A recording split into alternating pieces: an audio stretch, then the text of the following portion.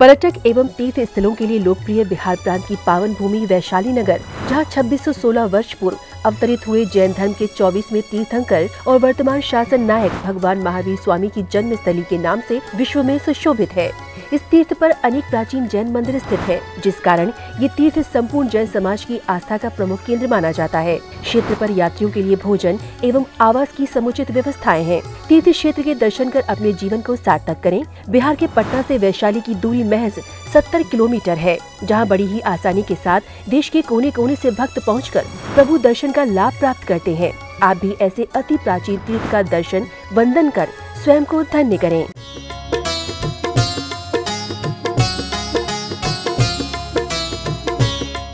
उसका शादी करना है, बच्चे हो गए, बच्चे बड़े हो गए और आदमी बुढ़ा हो गया, बच्चे की शादी कड़ी हो गई। अभी तो खुद का शादी किया था, अब बच्चों की शादी करो, पागल जाए। सारे जिंदगी इसी में बीत जाती है। ये बोझा ढोते रहते हैं, ये विचार आते रहते हैं और वो लेते देते रहते हैं। जिसके पास जो है वो देता है, जिसके पास जो वस्तु होगा वही देगा। सब्जी के दुकान में जाएंगे तो सब्जी मिलेगा, और हीरे पन्ने के दुकान में जाएंगे तो हीरे पन्ने मिलेंगे, पर सब्जी जितने नहीं मिलेंगे, थोड़े से मिलेंगे और वो ज़्यादा पैसे से मिलेंगे। सोना लेगा तो सोने के दुकान में जाएगा, सोने जैसे। अगर कोई व्यक्ति अंगूठे पहन रखा है सोने का और उसमें इतना बड़ा जरकन लगा रखा है, जरकन मतलब नकली डायमंड लगा रखा है। जरकन जो है, डायमंड तो है, हीरा तो है, नकली है, बहुत सस्ता है, सोने में लगा के घूम रहे, दिखा रहे, देखो इतना बड़ा। अरे पागल है, तो ये जरकन है, कांच का टुकड़ा है, ये कोई वैल्यू नहीं इसके। और एक व्यक्ति जो है लोहे के अंदर बहुत बढ़िया हीरा पहन रखा है, और उसको देख करके आम आदमी के नज़र में तो जरकन भी सोने के चारों ओर से सोना होने से जरकन भी डायमंड लग रहा है, और असली डायमंड को, असली हीरे को लोहे के अंगूठे में पहन रखे हैं। लोहे के अंगूठे में पहनने से असली है डायमंड, लोहे के संगति में आने से लोग बोलते हैं अरे ये तो जरकन है, नकली है, पागल है। हाँ, घोड़े के नाल के अंगूठी में, जो घोड़े का नाल है उसके अंगूठी में, लोहे के अंगूठी में पागल है। और वो जो सोने के अंगूठे में जरकन पहन रखा है वो बल्कि असली लग रहा है, क्योंकि सोने के संगति के कारण वो उसका महत्व बढ़ रहा है, और लोहे के संगति के कारण उसका महत्व घट रहा है। तो संगति का भी असर उसके साथ में होता है। जिसके पास जो होता है वो वही देता है, उसका असर भी देता है। सोना जो है, सोने का भाव दे रहा है, उस भाव के वजह से, उसके दाव के वजह से वो सोना जैसे पावरफुल है, वो जरकन भी उसके साथ पावरफुल हो रहा है। कि कहने का आशय यही है, जिसके साथ में जैसे रहते हैं वैसे संगत के कारण उसको अच्छा या बुरा होने का ये श्रेय उस आसपास के माहौल के हिसाब से होता है। महानुभाव आचार्य क्या कहना चाह रहे हैं? अज्ञानोपास्तिर अज्ञानम, अज्ञानी आदमी का उपासना करेंगे तो अज्ञान ही मिलेगा। ज्ञानम ज्ञानी समाश्रया, ज्ञान जो है ज्ञानी के आश्रय में रहेंगे तो उसको ज्ञान मिलेगा। बात यह है कि वो पढ़ने लिखने अच्छे काम करने के लिए रास्ते रास्ते की बातें कहेंगे, और जो अज्ञानी प्राणी है वो अज्ञान का ही उपदेश देंगे। अरे क्या कर रहे हैं, ऐसे करो, उल्टे सीधे काम बताएंगे। शेयर बाजार में पैसा लगाओ, ज़्यादा पैसा हो जाएगा, फलाने होगा। जो है वो भी खो गया, और जो था वो भी बेच खा गया, और वो क्या करेगा, सड़क पे आ गए। और वो जो ज्ञानी व्यक्ति के संपर्क में रहे और धर्म ध्यान भी करता रहा, लोगों के उपकार भी करता रहा, और साथ में बहुत बढ़िया आदमी व्यक्ति, उसके व्यक्तित्व तो निकल गया। ऐसे ही ये आचार्य पूज्यपाद स्वामी कह रहे हैं, जिसके पास जो होगा वही तो देगा। क्या देगा? कोई किसी को दूसरे को लेते देते नहीं है। वास्तव में स्वयं अपने गुरु स्वयं ही हैं। आत्मैव गुरुरात्मनः, आत्मा का गुरु आत्मा ही है। दूसरे गुरु तो कुछ नहीं दे सकते हैं जब तक स्वयं में वो बुद्धि ना हो सीखने की। एक क्लास में 100 विद्यार्थी हैं और जो विद्वान है वो विद्वान का ही साथ रहता है, तो वो पढ़ने लिखने में अच्छे विद्यार्थियों के संगत करता है तो अच्छे ज्ञान का लाभ होता है। और वो उल्टे लोगों के संगत करता है तो उल्टा अज्ञान का ही सहारा लेता है। धीरे धीरे वही काम करता है। किसी के यहाँ काम कर रहा है, वो जॉब कर रहा है, अच्छे जॉब करेगा तो अच्छा पैसा मिलेगा, अच्छा संगति मिलेगी, आगे बढ़ेगा। कहने का आशय ये है, वास्तव में ज्ञान जो है आत्म तत्व की ओर दौड़ाता है। इंद्रिय सामग्री है, ये लौकिक वस्तुएं जो हैं ये सुख का आभास तो दे सकते, सुख नहीं। महानुभाव, ये बिस्तर बढ़िया बढ़िया हो, नींद नहीं खरीद सकते। नींद अपनी प्रॉपर्टी है, कितना भी बड़ा बिस्तर हो, अगर नींद उड़ गई है, टेंशन हो गया है, वो कुछ नहीं कर सकता है। ऐसे एक गरीब आदमी पटरी पे सो रहा है, बहुत बढ़िया नींद आ रही है, ये अपनी प्रॉपर्टी है। कहने का मतलब ये है कि जिसके पास जो होता है वो वही देता है। इसीलिए हमें अच्छे लोगों के संगति में, अच्छा सज्जन संगति में रहना चाहिए। सत्संग जो है वो ध्यान, ज्ञान, तप और आत्म तत्व की उपलब्धि का ही चर्चा चलती है और उसको संस्कार पड़ता है, उसका अभ्यास होता है। बार बार अभ्यास करने से यह आत्मा पवित्र हो जाता है। इसको पवित्रता के लिए अभ्यास की जरूरत है। Practice makes mind perfect, practice makes mind perfect. एक प्रैक्टिस करें, उससे माइंड जो है परफेक्ट हो जाता है। बार बार अभ्यास करने से मन जो है वो अपने आप को एक्टिव हो जाता है और अंदर की चेतना को जगाने के लिए तन मन को शांत करके चेतन की ओर ध्यान देते हैं। वही असली ज्ञान है और बाकी सब अज्ञान है। ये जितने भी शरीर से संबंधित पैसा, रुपया, धन संपत्ति, जितने भी बाहर की चीज़ें, सब अज्ञान की ओर धकेलते हैं। और ज्ञान की ओर धकेलता है तो मात्र ध्यान है। ध्यान इंटरनल ध्यान की तरफ ले जाता है। अज्ञानोपास्तिर अज्ञानम, ज्ञानी ज्ञानम समाश्रया। ये ज्ञानी ज्ञान को प्राप्त करके ज्ञान ही बांटता है, अज्ञानी अज्ञान को बांटता है। ददाति यत्तु यस्यास्ति, जिसके पास जो है वही देता है। सुप्रसिद्धम इदम वचन, ये वचन जो है प्रसिद्ध है। इन्हीं बातों के साथ, इन शब्दों के साथ मैं अपने इस वक्तव्य को यहीं पर जो है विराम देता हूँ। ये एक एक एपिसोड के साथ में एक एक श्लोकों का बहुत सुंदर वर्णन किए। ये इष्टोपदेश ग्रंथ यहाँ स्वाध्याय चल रहा है। ये 23वें नंबर का श्लोक था। मंगलम भगवान वीरो, मंगलम गौतमो गणे, मंगलम कुंद कुंदाद्यो, जैन धर्मोस्तु मंगलम, जीव धर्मोस्तु मंगलम। महानुभाव, आचार्य पूज्यपाद स्वामी द्वारा विरचित ये इष्टोपदेश ग्रंथ है और इसमें मन शुद्धि के लिए बहुत सुंदर तरीके से कई विधाओं से इसमें वर्णन किए हैं।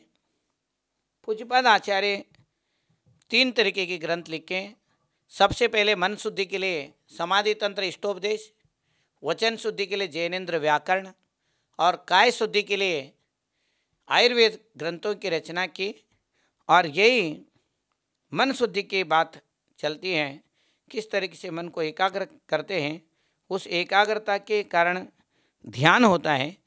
ध्यान का एक अग्र का मतलब एक जो आवाज़ है, एक ध्वनि है, एक जो बारीक आवाज़ है जो अंदर से, उस बारीक आवाज़ की चर्चा आचार्यों ने की है।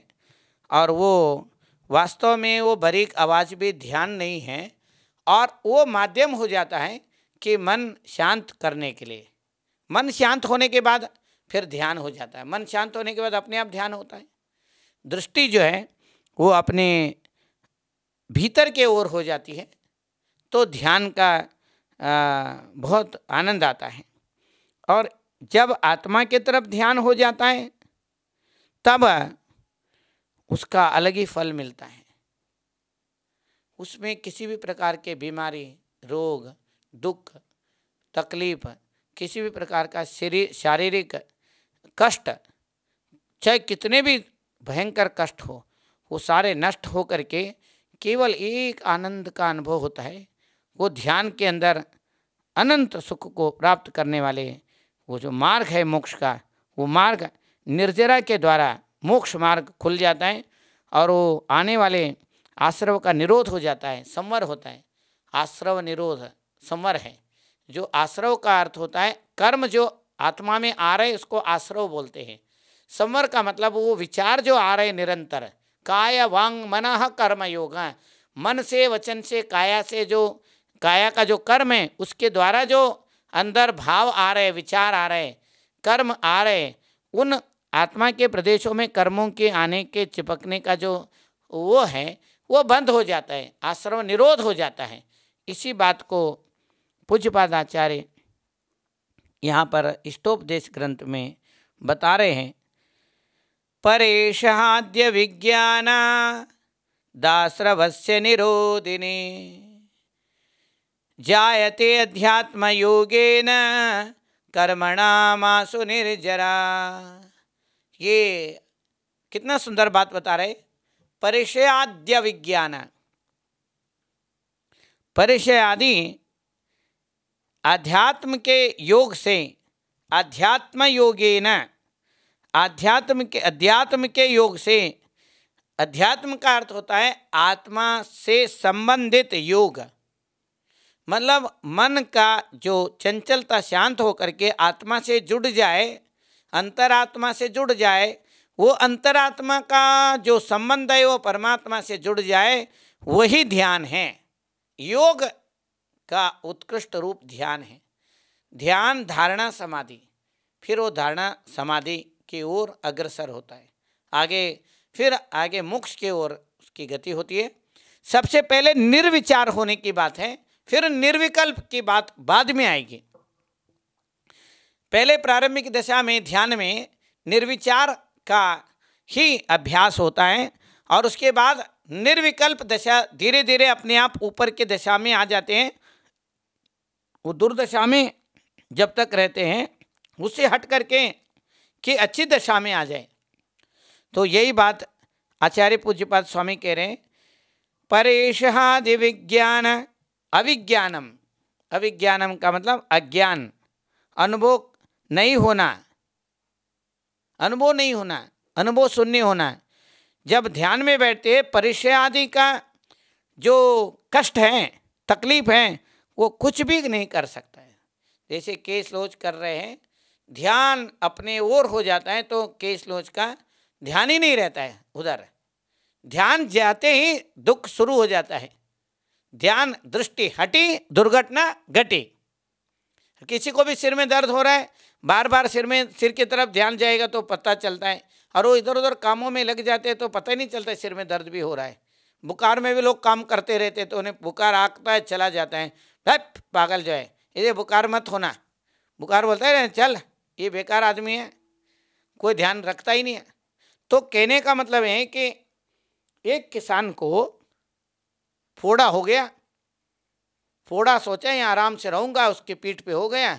फोड़े ने जो है, एक कहानी है, कोई किसी का फोड़ा सोचता नहीं है, कहानी है ये।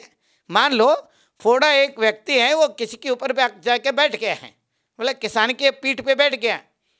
किसान एक दो दिन देखा और फट टस टस टस दर्द कर दे पागल, नीम के पेड़ के पास में जा करके रगड़ दिया पीठ को, और फोड़ा बोलता है तेरे ऐसी की तैसी, पागल फूट के भग गया। वो भग करके एक बनिया के पीठ में जाके हो गया, और वो बनिया के पीठ में हो गया तो बनिया दे फोड़ा हो गया तो दवाई लगा दे, वो लगा दे, तेल लगा दे, सरसों का तेल लगा दे, गरम कर दे, पट्टी लगा दे, वो कर दे। 2 महीने तक बैठ गया आराम से और रेस्ट भी कर रहा है, उसके साथ में आनंद आ रहा है। तो जिधर ध्यान जाता है उधर ज्यादा मौज करता है। अरे ध्यान नहीं देगा तो क्या करेगा। परिचय आदि जो है वो जो भी प्रॉब्लम बीमारियां हैं फोड़ा ही है, और उसको ज्यादा तकलीफ देता है ज्यादा जो ध्यान देता है। यही बात बता रहे हैं। जब साधु संत आचार्य उपाध्याय सर्व साधु जब ध्यान में लीन हो जाते हैं तो बाहर के परिचयों का ज्ञान नहीं रहता है। जब पार दर्द तो उनको भी होता है, दर्द के तरफ ध्यान होगा तो फिर दर्द होता है, फिर केस लोच नहीं हो पाता है। उनका ध्यान अपने तरफ जाता है, आत्मा के तरफ जाता है, तो जब केस लोच होता है तो परिचय जो होते हैं ये परिचयों को विजय प्राप्त करने का एक ही साधन है।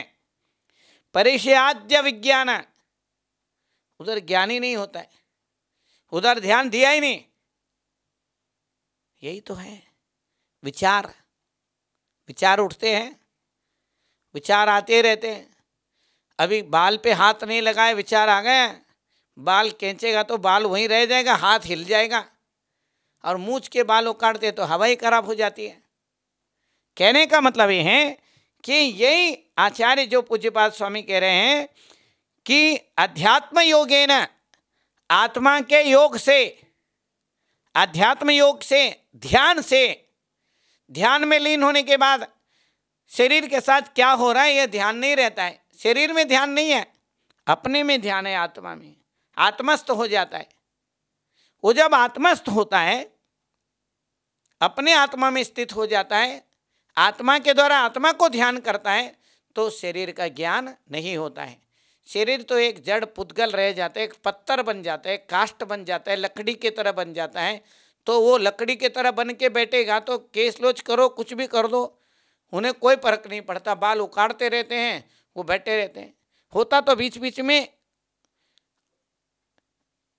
विचलित वो भी होते हैं, ऐसे नहीं कि नहीं होते हैं, परंतु जब वो करते हैं उस समय ध्यान सारा जो है अध्यात्म योग के साथ मिल जाता है। यही बात आचार्य जायते अध्यात्म योगेन कर्मणाम सुनिर्जना, कर्म अपने आप निकाल जाते हैं, कोई भी विचार नहीं आते हैं। अगर आपके भी केस लोच करेंगे तो आपके विचार भी उड़ जाएंगे, हे होश ही उड़ जाएंगे, विचार तो छोड़ दो है। कहने का मतलब है होश में रहते पर विचार नहीं आते। जायते अध्यात्म योगेन, अध्यात्म के योग से कर्मणाम आसु निर्जरा, कर्म शीघ्र ही नष्ट हो जाते हैं।